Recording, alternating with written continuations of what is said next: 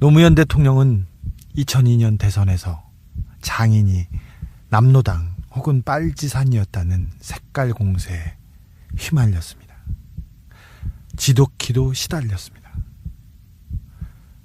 박정희 전 대통령은 어떻습니까? 그가 빨갱이 중에 남로당 출신이었다는 점은 너무나 확실합니다. 그가 체포돼 처형당할 위기에 놓였다는 것도 부인할 수 없는 사실입니다. 그의 형 박상희는 좌익 활동을 하다가 경찰이 쏜 총에 맞아 숨을 거두었습니다. 그러나 박정희는 반공우익의 표상입니다. 이 역설을 풀어보려고 합니다. 그의 형 박상희 씨를 매개로 해서 말입니다. 박상희 씨의 딸, 그러니까 박근혜 대통령의 사촌인 김종필 씨의 부인 박영옥 씨가 숨을 거둔 것이 계기입니다.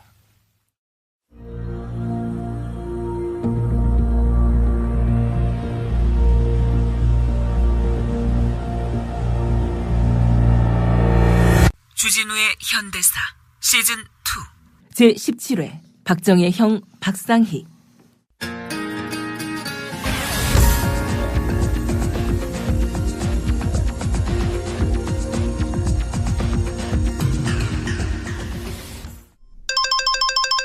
여보세요. 324호 검사실 김검사입니다. 주진우 기자시죠? 정으로 나와주세요. 잠깐만 다녀가시면 돼요. 검사님, 오늘 하늘이 너무 예뻐서 못 나가겠어요.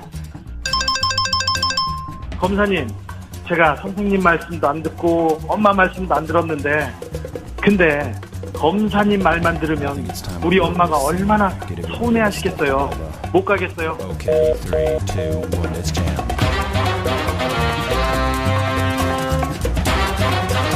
천긴설 주기자의 사법 활극. 검사님께 전화 왔을 땐 당황하지 말고 이 책을 읽으면 끝. 그러면 검사님이 당황하십니다. 100여 건의 고소 고발과 수십 차례 소환 경험을 가진 주술사, 아니 주기자가 알려주는 친절한 소송 설명서. 소송 전문 기자 주진우가 기울어진 세상에서 생존하는 법을 알려드립니다. 가까운 서점 매대 좌측에 진열되어 있습니다. 마누라가 소중한 건 생전에도 가끔 느끼곤 했지만 막상 없으니까. 박정희 전 대통령은 5남이녀 중 막내 아들로 태어났습니다. 박 전 대통령은 셋째 형 박상희 씨를 가장 많이 따랐는데 상희 씨의 첫 딸이 바로 고 박영옥 여사입니다. 아버지의 영향으로 박근혜 대통령과 박근영, 박지만 씨 역시 어린 시절부터 고 박영옥 여사와 남다른 관계를 유지했습니다. 박상희는 1906년 경북 칠곡에서 태어납니다. 어머니는 백남희, 아버지는 박성빈. 이는 동생 박정희와 같습니다. 박상희의 청년 시절인 1920년대, 여기는 사랑방. 동지들, 이제는 사회주의가 길입니다. 박상희 동지가 말하는 사회주의는 아무래도 이 개념이 생소합니다. 제국주의적 속성면에서 이 일제와 같은 건 아닐지. 아니, 만세운동 벌였지만 지도자 다 잡히 들어가고 반면에 일제는 건재하기만 한 이런 독립운동, 이 백날 해가 뭐합니까 이거? 어? 3.1운동은 결과적으로 허무주의와 패배감만 안겼어요. 이제 우리도 현실성 있는 대안을 찾아야 하는 게죠. 그래서 사회주의입니다. 우리가 만약 나선다 하면은 소련은 지원금마저 대줄 대세입니다. 사실 돈 없이 운동 못 하죠. 드러내놓고 모금을 할 수 있나. 그렇다고 칼출할 수도 없고. 뭔가 해보긴 해봐야 할 텐데.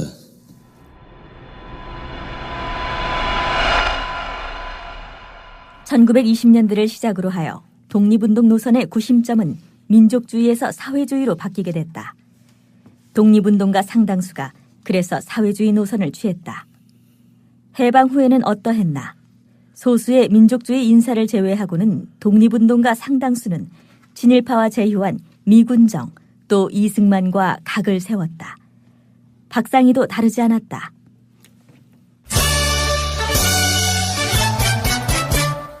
박상희 동지, 여기요. 아이고, 황태성 동지, 늦어서 미안합니다. 그래, 어머니는 안녕하시고요. 예, 건강하십니다. 황 동지, 옆에 계신 여자분은 누구신지? 이 여성 동지, 직접 소개하세요. 조기분이라고 합니다. 김천에서 야학을 함께하고 있는 교사입니다. 이분은 어쩐 일로 동석하게 되셨는지. 박 동지에게 소개해드리려고 합니다. 말하자면은 오늘 제가 중매쟁이가 되려고요. 아이고, 민망하게 이거. 인사 똑바로 올리겠습니다. 황태성 동지 친구고 지금 구미에서 활동하고 있는 박상희라고 합니다. 처음 뵙겠습니다. 네, 말씀 많이 들었어요.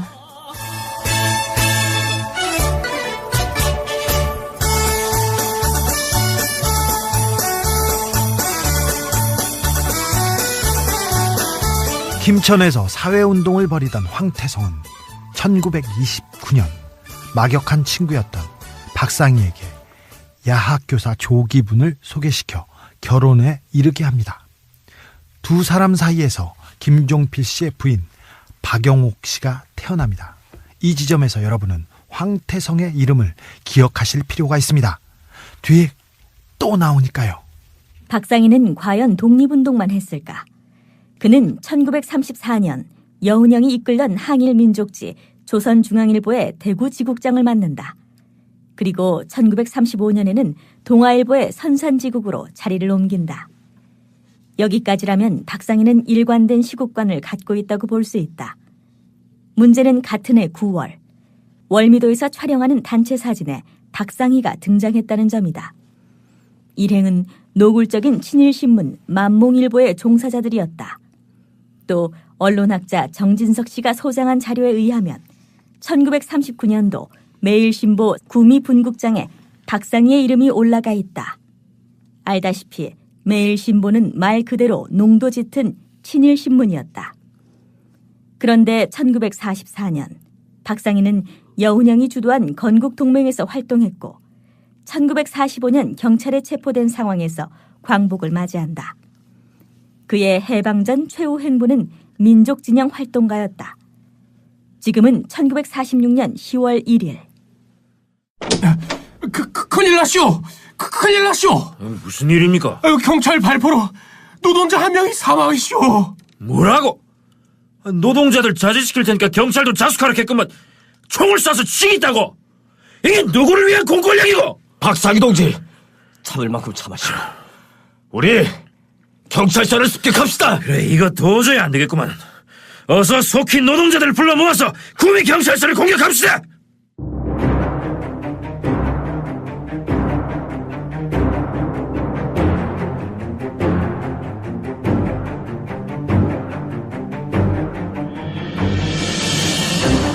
그렇게 해서 10월 3일 박상희는 2천여 명의 군중의 선두에 서서 아침 9시에 구미 경찰서를 공격합니다.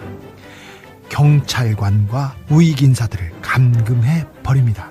이어 구미 면사무소와 선산군청을 타격하여 식량 130여 가마니를 탈취하고 관청 서류를 전량 소각했습니다.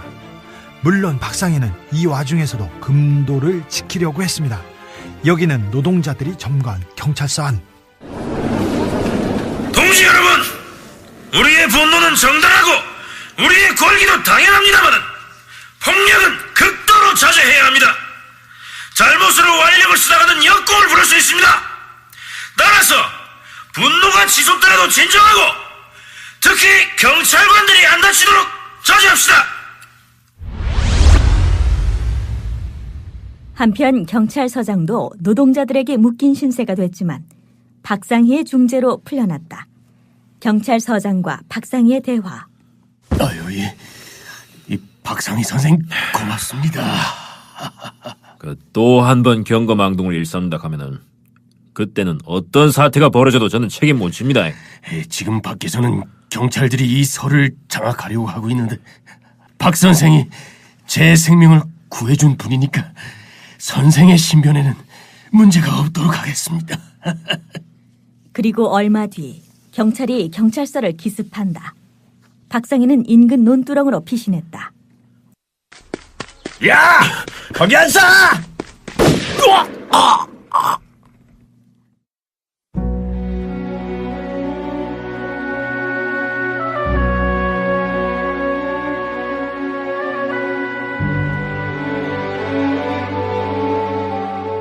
그러나 경찰은 가족의 오발에 의한 사망이라고 둘러댄다.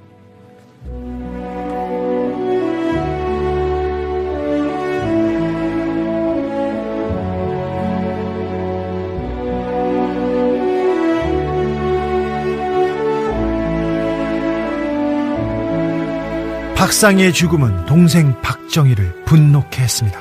이런 탓에 남로당 활동에 가담했는지는 알 수 없습니다. 박상희와 무관하게 그와 동시대에 활동했던 주변 군인들 중 상당수가 남로당에 가입했기 때문입니다. 박상희는 육사를 졸업한 후 소위로 임관해 춘천 8연대에 배치받습니다. 박정희 소위. 이상진 소리. 형님 상이었다고? 어찌 알았어? 모를 수가 있나? 우린 신경군관학교 이동기인데. 근데 자네 형님은 평소에 자네가 가장 따르고 존경했던 분 아닌가? 이 형을 죽인 경찰하고 그 배후인 미군 절대로 용서 못해. 자네 이재복 선생을 만나보겠나? 이재복? 그분이 누구야? 이재복. 그는 박상희의 친구이자 당시 남로당 군사부 총책이었다. 박정희를 남로당으로 이끈 인물이기도 했다.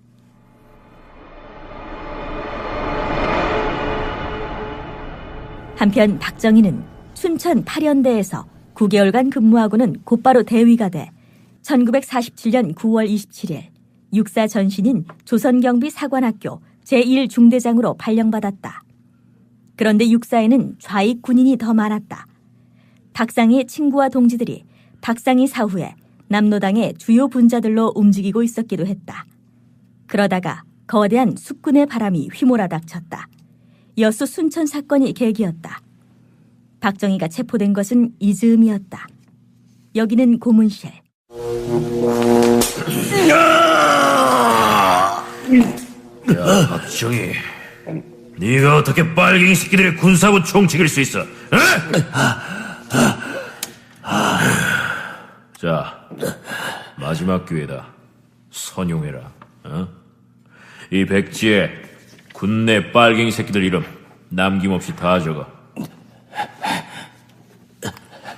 그래, 그렇게 다 적어. 한 놈도 빠뜨리지 말고. 아니 이게 누구야 이거? 황택님이, 강창선이, 김학님. 그래. 어이구, 홍순석이 이 새끼도 남로당이었어? 박정희의 자백에 따라 군내 남로당 핵심 조직원 73명은 모두 검거된다. 검거된 이들은 대부분 총살당했다.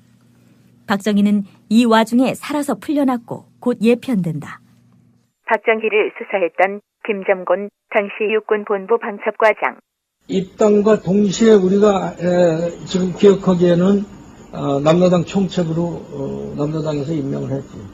박정희는 자기 중씨가 공산당원이었고 희생자이기 때문에 아마 혁명가 가족이라고 해서 안심하고 시켰을지도 모릅니다. 그런 신뢰관계가 있고 개인적인 신뢰관계가 있습니다. 근데 박정희 사람이 군내 조직 체계를 우리한테 제공을 했습니다. 사람 이름을 전부 적는 것보다는 더 중요한 게 조직 체계입니다. 그래서 처음으로 조직 체계를 우리가 알 수 있었다는 사실이죠.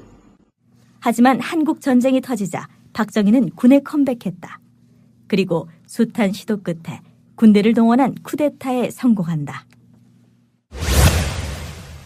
훗날 전향했지만 박정희에겐 이 남로당의 족적이 흑역사였습니다. 훗날 대통령 선거에서 맞붙은 윤보선은 박정희의 이 과거를 들추며 색깔론을 펼쳤습니다. 미국도 5.16 쿠데타 직후 주도자였던 박정희의 과거를 놓고 그의 공산주의 전력에 대해 의구심을 떨치지 못했습니다. 박정희는 쩔쩔맸습니다. 한편 이런 일도 있었습니다. 리영리 선생의 대화에 나온 이야기입니다. 5.16 쿠데타 이후 투옥된 혁신계 인사와 자신을 찾아 면회온 가족들 간의 대화입니다. 여보, 언제쯤 나올 수 있을 것 같아요? 하루속히 나오셔야죠. 내가 나가는 가장 빠른 길은 대통령 선거에서 이 사람이 돼야 됩니다. 이 사람이 누구예요? 윤보선? 아니, 박정희. 박정희라고요? 그게 무슨 얘기예요? 당신을 감옥에 넣은 사람이 이 박정희인데. 박정희는 원래 좌익 계열이요. 그런데 과거사 때문에 미국 눈치도 보이고 그래서 우익인 척하는 거지. 대통령이 되면 본래 모습을 되찾을 거라고. 글쎄요, 정말 그럴까요?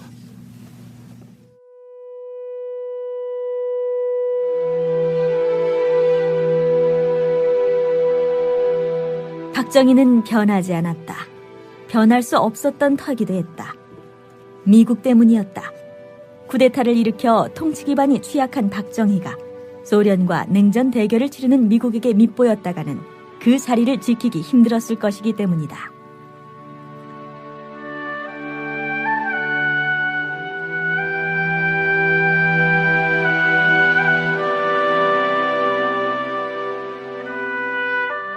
그런데 박정희가 곧 좌파의 본색을 드러낼 것이라는 오파는 혁신 세력만 한 게 아니었습니다. 북한 주석 김일성도 마찬가지였습니다. 이제 다시 황태성의 이름이 나옵니다. 박정희의 형, 박상희의 친구 황태성. 그는 분단되고 북으로 건너갔습니다. 때는 5.16 쿠데타 직후 황태성은 김일성과 만납니다. 김일성 원수님. 황태성 동무. 어쩐 일입니까? 남조선에서 쿠데타가 발생하지 않았습니까? 그렇디요. 국가재건 최고회의 의장이며 쿠데타 주동자인 박정희는 제 오랜 친구의 동생입니다. 그렇습니까? 한때 남로당에 가입한 적이 있어서 우리와도 통할 것입니다. 그렇다면 북남 통일 문제 협의가 가능하겠구만요. 제가 남쪽에 다녀오겠습니다. 때마침 제 친구의 딸이 박정희와 함께 쿠데타를 일으킨 김종필이라고. 기대해 보겠습니다. 이상호 당시 경향신문 기자와 장혜성 전 조선중앙통신 기자의 증언. 그 쿠데타가 있던 바로 그날 마치 북한이 5.16을 지지하는 듯한 그런 그 방송을 내보냈어요. 사실 보도를 하면서 서울 시민들은 군부를 환영을 했다라든가, 또 5.16에 대해서 반대하고 나선 미국에 대해서 이건 내정 간섭이다라고 비난한다든가 그런 방송을 냈단 말이에요. 지금 생각하자면은 좀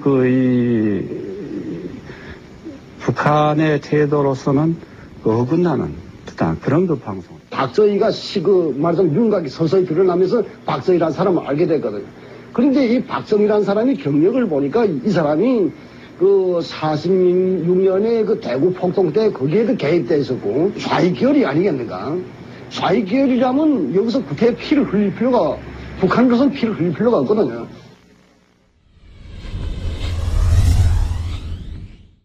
황태성은 임진강을 건너 1961년 8월 31일 오전 10시에 서울에 잠입했다. 박정희, 김종필과 접촉하려고 많은 지인을 만났다. 특히 박상희의 부인, 자신이 중매를 맺어준 조기붕과도 선을 다했다. 대통령이 된 박정희의 고민이 컸다. 인연 때문이었다. 박정희는 과거 11살 많은 형의 친구인 황태성을 많이 따랐다. 그러나 불편했다. 박정희가 남로당에 입당할 때 황태성이 신원보증을 선 것이다. 카카, 황태성이를 어떻게 할까요? 만나자니 미국 눈치가 보이고 야당은 그거 봐라 이렇게 나올 테고 안 만나자니 그것도 좀 그렇고. 이거 당장 체포해? 체포를 하라시면 이 간첩 아닌가? 그 간첩을 두고만 볼 거야? 형의 친구인 황태성은 결국 재판정에 섰다. 그리고 이런 발언을 한다. 사형 선고라지요. 소위 적국 사이에도 밀사를 사용하지 않는 것이 국제법상의 관례입니다. 저는 1955년 9월부터는 북에서 일체의 관직을 탈취당했고 특히 원심 판결 후 전향하는 간곡한 탄원서를 제출했습니다. 자유정부인 대한민국의 품 안에 돌아오려는 피고인에 대하여 극형을 처함은 양형이 시위 부당합니다. 황태성의 고향 친구 아들인 김민하 전 중앙대 총장. 방공법 위반인데 황태성 씨 최종 그 대법원 불법으로 월경한 거, 그 죄밖에 적용을 못 시켰습니다. 법률적이 안 돼. 간첩행위를 한 적이 없으니까. 간첩죄가 아닙니다. 그래서 고등법부에서 간첩죄가 아니고 나중에 보니까 대구 사태, 대구 폭동 사건에 뭐 주무자급이다라고 기소를 하는 거, 그것도 아마 공소시효가 없어진 것으로 생각을 하고, 그리고 거기에 무역성 부상을 했어요. 상당히 높은 자리까지 했어요. 남로당 교통공사 중진입니다. 중진인데도 뭐 그것도 사형에 해당되는 정도는 아니라고 그래. 나중에 뭐 그래서 고등군법회의에서 이제 또 사형 언도를 해서 대법원에 보냈는데, 이게 중요해요. 대법원에서 파기 환송했습니다. 고등군법에서 다시 재판을 했는데 사형 또 언도해. 그래서 다시 대법원으로 올라가요. 그러나 황태성은 끝내 형장의 이슬로 사라졌다. 박정희에게 황태성은 지우고 싶은 과거의 흔적이었기 때문이다.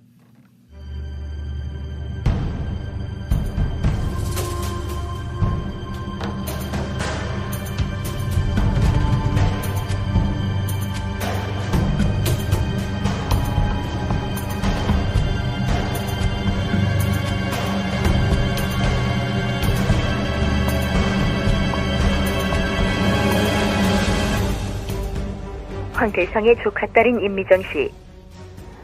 세계에 유례없는 일을 박정희는 했습니다. 네. 일사는 아니면 돌리고 내면 되는 거예요. 그게 예의입니다. 국제법. 황태성의 죽음 이후 박정희는 반공 노선을 더욱 명확히 했습니다. 공산주의가 위협적이라는 구실로 헌정을 파괴했고 민주주의를 파괴했고 인권마저 파괴했습니다. 그래서 박정희에게 항상 기회주의라는 이름이 뒤따르는지 모르겠습니다. 김일성이는 몇 년 전에 자기는 1970년에 남북 통일을 한다고 온장담을 했습니다. 지금 김일성이가 앉아서 아무리 계산을 해봐도 아무리 판단을 해봐도 70년에 이런 상태로 가서는 김일성식 통일이 될 전망은 전혀 없는 것입니다. 그렇기 때문에 그들은 뭐를 액책을 했느냐. 이대로 도가지고는 시간이 가고 날이 가면 갈수록 대한민국과 이북의 실력은 점점 또 격차가 커지기 때문에 이것을 방해를 해야 되겠다.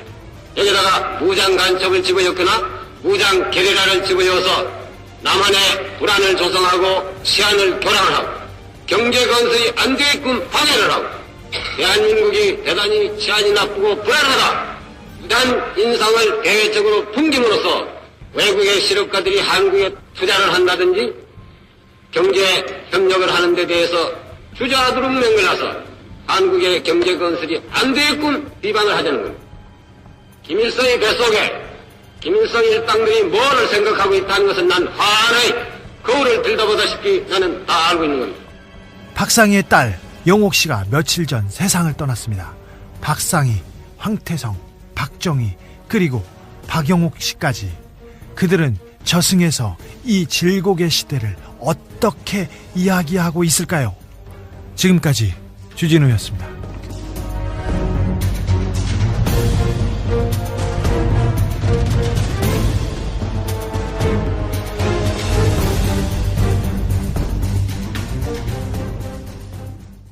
제가 기자인데요. 기자가 권력에 대한 감시와 비판이 사명이자 소명입니다. 내가 밥벌이를 그걸로 하고 있는데 기자가 어느 동네, 어느 집안에 대해서 얘기만 하면 그게 그렇게 잘못했다고 이렇게 괴롭힙니다. 사회를 위해서, 나라를 위해서 한다는 일인데 이렇게 재갈을 물린다고 하는 게 좀 씁쓸하고 슬픈 현실이죠. 고소고발을 워낙 많이 당해가지고 잘 모르겠어요. 네. 주 기자의 사법 활극입니다. 소송 전문 기자 주진우가 알려주는 소송에서 살아남는 법입니다. 박근혜 시대에 필요한 것 같아서 실용서로 냈는데 법이 약자를 위해서, 국민의 권리를 위해서 있어야지 권력자를 위해서, 권력자한테 밑보이는 사람을 잡아가는 그런 걸 위해서 법이 지금 존재하고 있지 않습니까? 박근혜 대통령 오촌 조카 피살 사건을 둘러싼 의혹을 보도해 공직선거법 위반 혐의로 기소된 주진우 기자와 김어준 총수에게 법원은 항소심에서도 무죄를 선고했습니다. 이 모든 소송 내용이 제 책에 나와 있어요. 책에 나와 있어요. 그 얘기를 좀 해줘. 주 기자의 사법 활극입니다. 소송 전문 기자 주진우가 알려주는 소송에서 살아남는 법입니다.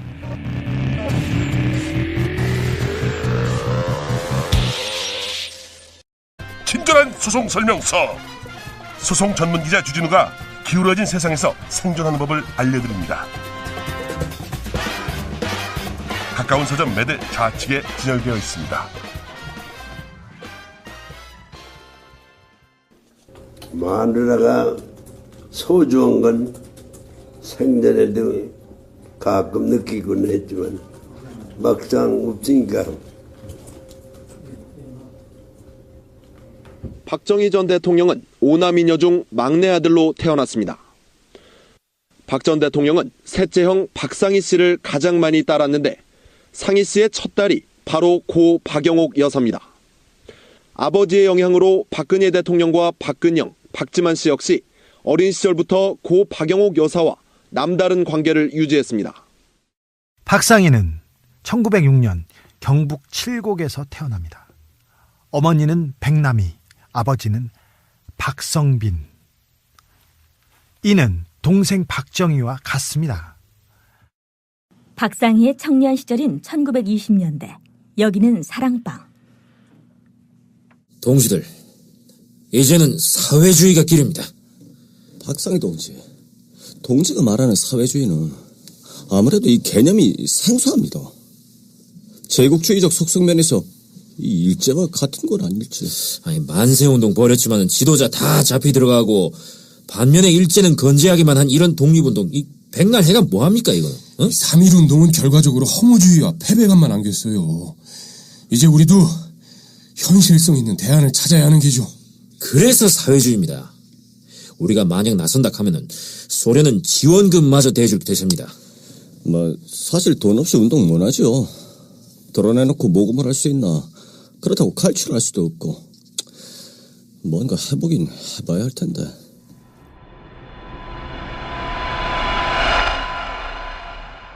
(1920년대를) 시작으로 하여 독립운동 노선의 구심점은 민족주의에서 사회주의로 바뀌게 됐다. 독립운동가 상당수가 그래서 사회주의 노선을 취했다. 해방 후에는 어떠했나? 소수의 민족주의 인사를 제외하고는 독립운동가 상당수는 친일파와 제휴한 미군정 또 이승만과 각을 세웠다. 박상희도 다르지 않았다.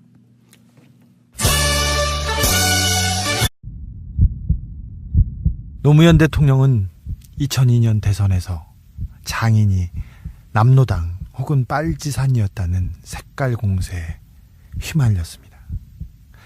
지독히도 시달렸습니다. 박정희 전 대통령은 어떻습니까? 그가 빨갱이 중에 남로당 출신이었다는 점은 너무나 확실합니다.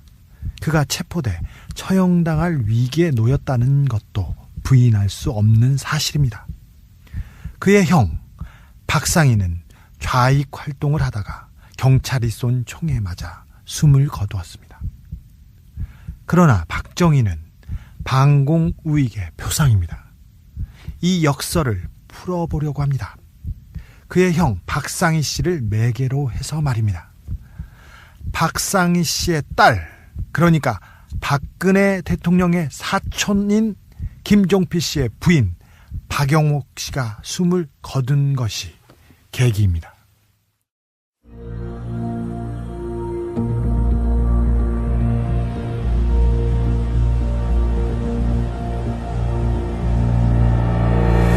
주진우의 현대사 시즌 제2 17회 박정희의 형 박상희.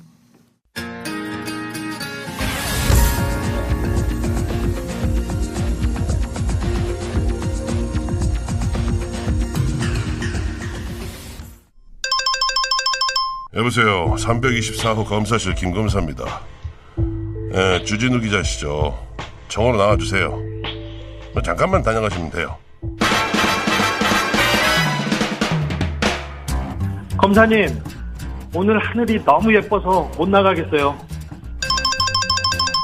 검사님, 제가 선생님 말씀도 안 듣고 엄마 말씀도 안 들었는데, 근데 검사님 말만 들으면 우리 엄마가 얼마나 서운해하시겠어요.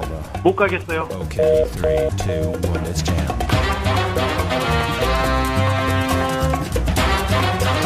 천긴설 주기자의 사법 활극. 검사님께 전화 왔을 땐 당황하지 말고 이 책을 읽으면 끝. 그러면 검사님이 당황하십니다. 100여 건의 고소 고발과 수십 차례 소환 경험을 가진 주술사, 아니 주기자가 알려주는 그의 해방전 최후 행보는 민족진영 활동가였다. 지금은 1946년 10월 1일. 큰일 났쇼! 큰일 났쇼! 무슨 일입니까? 경찰 발포로 노동자 한 명이 사망했쇼! 뭐라고? 노동자들 자제시킬 테니까 경찰도 자숙하라겠구만. 총을 쏴서 치겠다고! 이게 누구를 위한 공권력이고! 박상희 동지, 참을 만큼 참으시오. 우리 경찰서를 습격합시다. 그래, 이거 도저히 안 되겠구만. 어서 속히 노동자들을 불러 모아서 구미 경찰서를 공격합시다.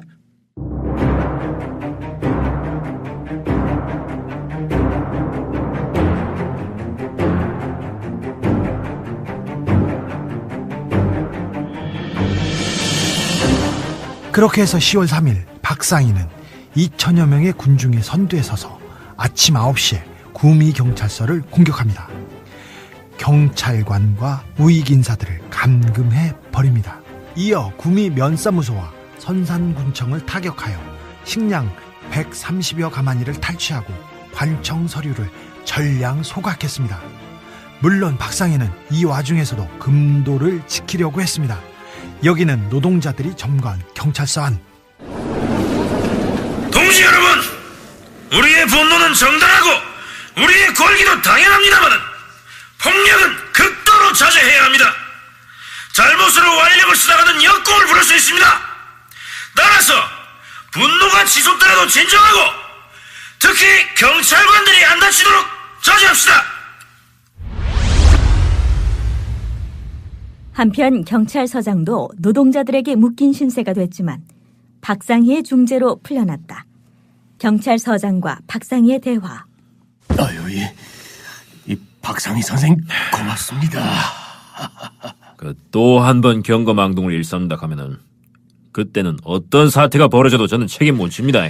지금 밖에서는 경찰들이 이 설을 장악하려고 하고 있는데 박 선생이 제 생명을 구해준 분이니까 선생의 신변에는 문제가 없도록 하겠습니다. 그리고 얼마 뒤 경찰이 경찰서를 기습한다. 박상희는 인근 논두렁으로 피신했다. 야! 거기 안 쏴!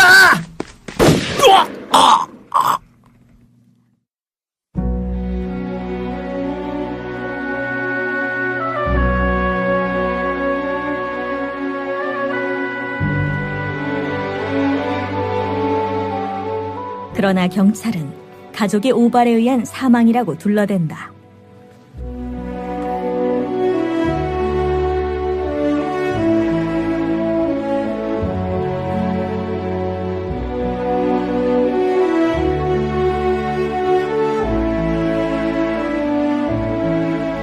박상희의 죽음은 동생 박정희를 분노케 했습니다. 이런 탓에 남노당 활동에 가담했는지는 알 수 없습니다. 박상희와 무관하게 그와 동시대에 활동했던 주변 군인들 중 상당수가 남노당에 가입했기 때문입니다. 박상희는 육사를 졸업한 후 소위로 임관해 춘천 8연대에 배치받습니다. 박정희 소위. 이상진 소위. 형님 상이었다고? 어찌 알았어? 모를 수가 있나? 우린 신경군관학교 이동기인데. 근데 자네 형님은 평소에 자네가 가장 따르고 존경했던 분 아닌가? 이 형을 죽인 경찰하고 그 배후인 미군 절대로 용서 못해. 자네 이재복 선생을 만나보겠나? 이재복? 그분이 누구야? 이재복. 그는 박상희의 친구이자 당시 남노당 군사부 총책이었다. 박정희를 남노당으로 이끈 인물이기도 했다.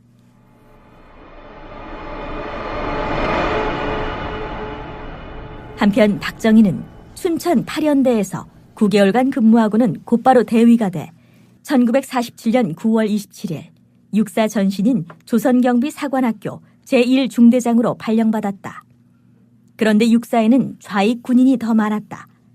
박상희의 친구와 동지들이 박상희 사후에 남노당의 주요 분자들로 움직이고 있었기도 했다.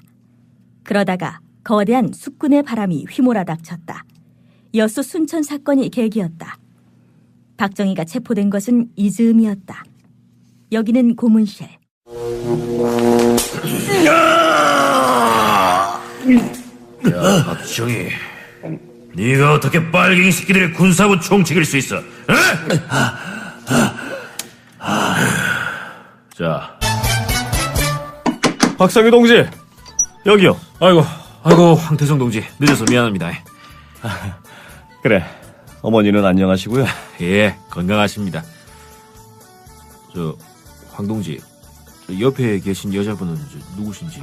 이 여성 동지, 직접 소개하세요. 조기분이라고 합니다. 김천에서 야학을 함께하고 있는 교사입니다. 이분은 어쩐 일로 동석하게 되셨는지. 박 동지에게 소개해드리려고 합니다. 말하자면은 오늘 제가 중매쟁이가 되려고요. 아이고, 민망하게 이거. 인사 똑바로 올리겠습니다. 황태성 동지 친구고 지금 구미에서 활동하고 있는 박상희라고 합니다. 처음 뵙겠습니다. 네, 말씀 많이 들었어요.